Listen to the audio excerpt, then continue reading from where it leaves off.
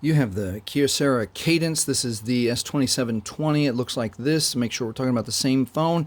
And you're having problems getting the back cover off, so you can either change your SIM card, add an SD card, or check your battery.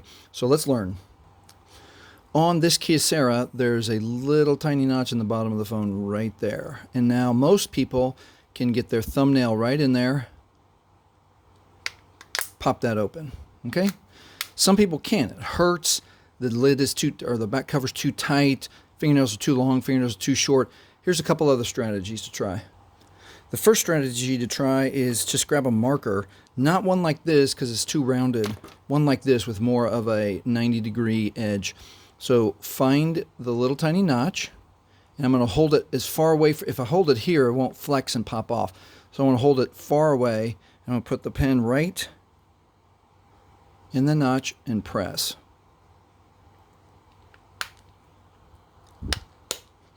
There we go. Get it started.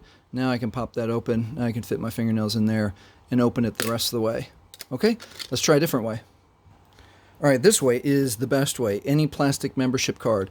Identify your notch, which on the Kyocera Cadence again is in the center. And I'm going to grab it like this. I'm going to put my membership card right in that little tiny notch right there. I'm going to pop that open just like that. That is the easiest way for just about every old school phone where the back cover comes off.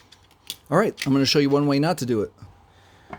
Don't get frustrated and use a screwdriver or a knife, because the danger is that you can break your plastic cover, and then the more important danger to avoid is that you slip and then accidentally injure yourself. Don't do it this way.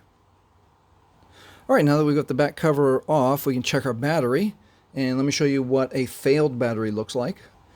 This obviously is from another device, but most of these batteries fail the same way. They start getting puffy or they'll break at the seam. All right, and that might be if you're having battery problems where it doesn't last as long, or it doesn't take a charge, or it discharges very quickly. You might want to change your battery. Most batteries you can find secondhand, for just a few bucks. It's not expensive. All right, now let's change the SIM and add an SD card. So let's look at the little messages that the phone gives us.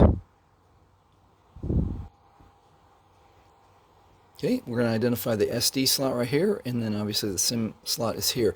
We have to, with the battery, I've powered the device off, so let's remove the battery. It has this little tiny notch here at the bottom, where if your fingernail doesn't fit in, again, you can use your plastic card to pop that open like this.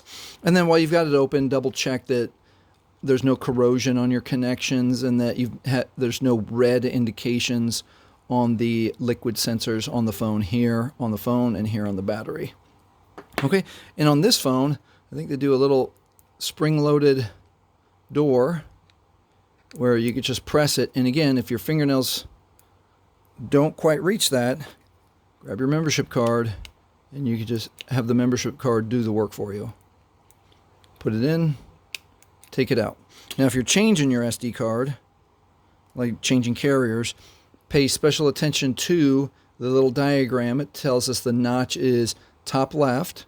So when we install our new SIM card, we have to have the notch top left like this. If you see metal, you're wrong. Goes this way, slides right in. And again, if we need the membership card to help us, we'll do it that way.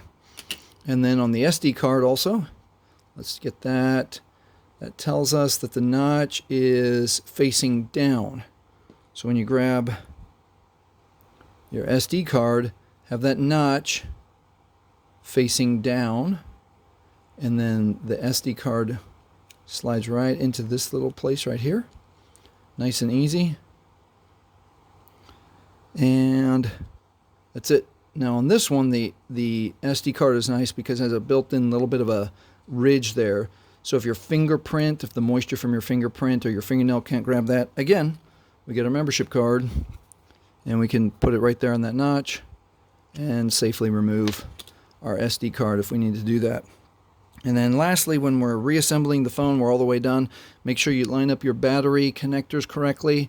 3 and 3 goes right there. Make sure it's flat. And then make sure you line up your case right. We've got speaker notch right there, and then the hinge notch right there. Make sure you get that right. And then I always suggest going around multiple times to make sure you've got that sealed so it, helps prevent dirt and a little bit of water from getting in. And you're done. And that is how you remove the back of, this is the Kyocera Cadence flip phone, but that will help you with just about any old school flip phones. If this has helped you, please like, please subscribe, and thank you for watching.